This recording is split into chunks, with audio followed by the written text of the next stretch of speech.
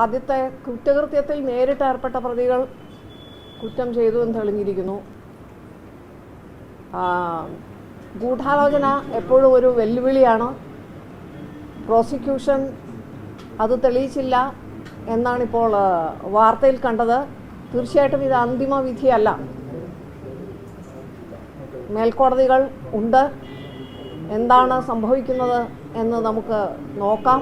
Investigation team വളരെയധികം നല്ല ജോലിയാണ് ചെയ്തത്. തീർച്ചയായിട്ടും അവർ അഭിനന്ദനം അർഹിക്കുന്നുണ്ട്. മാറി മാറി വന്ന 3 പ്രോസിക്യൂട്ടേഴ്സും നല്ല രീതിയിൽ ജോലി ചെയ്തിട്ടുണ്ട്.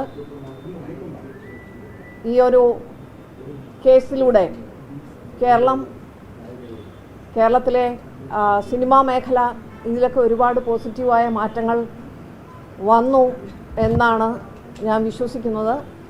തീർച്ചയായിട്ടും അന്തിമ വിധി വരെ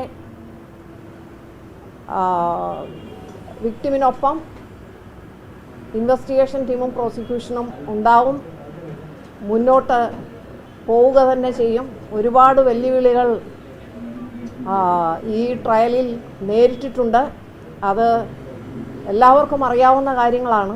അതുകൊണ്ട് തന്നെ മേൽക്കോടതികളിൽ നീതിക്ക് വേണ്ടിയിട്ട് ഇൻവെസ്റ്റിഗേഷൻ ടീമും അതുപോലെ തന്നെ പ്രോസിക്യൂഷനും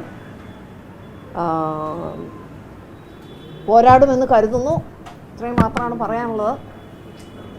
താങ്ക് യു. അതാണ് ഞാൻ പറഞ്ഞത്, അന്തിമ വിധി ആയിട്ടില്ലല്ലോ, നമുക്ക് കാത്തിരിക്കാം.